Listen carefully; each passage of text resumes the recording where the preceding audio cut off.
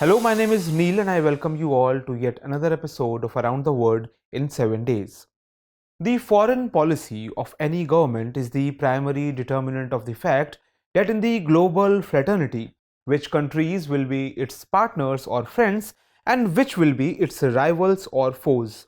It's the foreign policy only that determines how a country's image is going to be in the international system. Countries resort to diplomacy to maintain a good image and also to win over other countries. However, at times it becomes very difficult to strike a balance, and nations face the challenge of choosing one partner over the other. In fact, India too faced the same dilemma on the Israel-Palestine issue. You might already be aware of the conflict between Israel and Palestine. The animosity between the two countries is decades old, and the violence between them is a perpetually recurring phenomenon. Following the suit, there has been a spurt in violence between the two countries since the beginning of this year as well. Even now, during the holy month of Ramzan, violence was witnessed in the compound of Al-Aqsa Mosque, and this latest episode of violence translated into a difficult situation for India as it was almost forced to pick sides. Traditionally, India's policy towards the Palestinian people has been a sympathetic one. On the other hand, it has also grown closer to Israel in the last few years. Therefore, at the diplomatic level, India always tries to strike a delicate balance between the two, and every time it has to choose one over the other, India faces a dilemma. And a similar situation was witnessed few days back when a resolution was brought in the United Nations Human Rights Council. What was so significant about this resolution? This resolution called for Israel to abandon the territories it has occupied since 1967, as well as to immediately stop the establishment of new settlements and the expansion of existing settlements. Thus, this proposal was brought against Israel. However, India voted in favor of this resolution, that is, against Israel. At the same time, India also voted in favor of the resolution regarding the right of self-determination of the Palestinian people.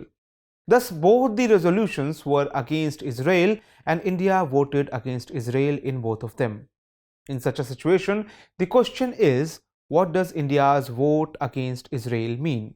Has India started giving priority to Palestine over Israel?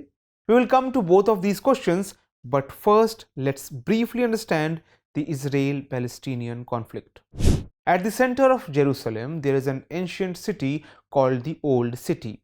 It has 4 localities that belong to the 4 different communities, that is, Muslims, Jews, Christians, and Armenians.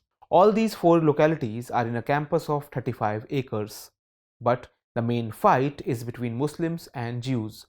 Broadly speaking, the Al-Aqsa Mosque is the bone of contention. Both Muslims and Jews consider this place holy and lay their claim over it.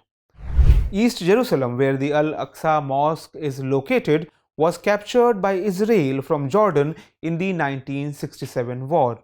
Israel even annexed the Golan Heights, which was not recognized by the world. Therefore, Israel is repeatedly asked to vacate these areas and give up its claim on them. To get a holistic understanding of this issue, you can watch our earlier episode. We'll have given the link in the description.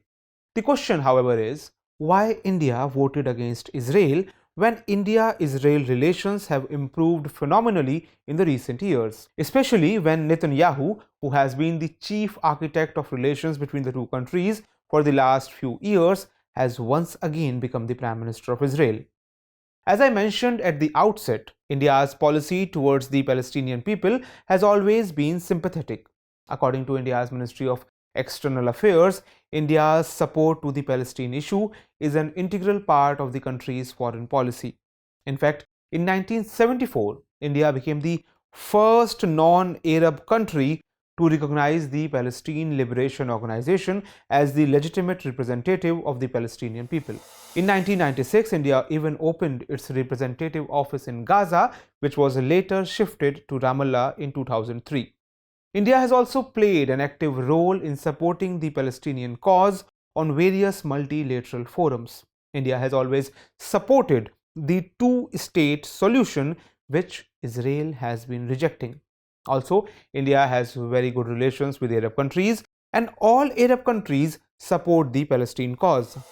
That's why India does not want to disturb any side and tries to balance both the sides. But has India deteriorated its relations with Israel by voting in the favor of the resolution? If experts are to be believed, then this is not the case at all. The foreign policy of any country does not focus only on establishing bilateral or multilateral relations, but also focuses on building its own global image. And this move of India, that is, its decision to go against Israel, is basically about maintaining its global image. But which image? As we mentioned in the beginning itself, this resolution was related to human rights, and being a democratic country, it was a moral obligation for India to support the resolution, and failing to do so would have definitely dented India's democratic and human right centric credentials. In fact, India has always endeavored to dehyphenate its relationship vis-a-vis Israel and Palestine. That is, it deals with both the countries separately and tries not to overlap its relations. This is called pragmatism in foreign policy, wherein a country takes the most practical decision to protect its overall national interests. Therefore, it cannot be said that India committed any diplomatic blunder by taking this decision. The worthiness of this move becomes clearer when seen in the context of some statements made by Israeli PM Benjamin Netanyahu. Netanyahu has always publicly stated that Israel understands India's position and Israel knows that India cannot support it on every issue. Therefore, it is believed that this voting in the United Nations will not derail India-Israel relations. Another reason to be optimistic is that at regional level, both the countries, that is India and Israel, share a stage at forums like I2U2. Thus, recent voting at UN will not have any negative impact on the India-Israel relations. Fingers crossed. So that's all in today's episode. See you in next one. But let's note down the question based on today's story. So far, India has been successful in treading a difficult path of striking a balance between Israel and Palestine. Critically examine.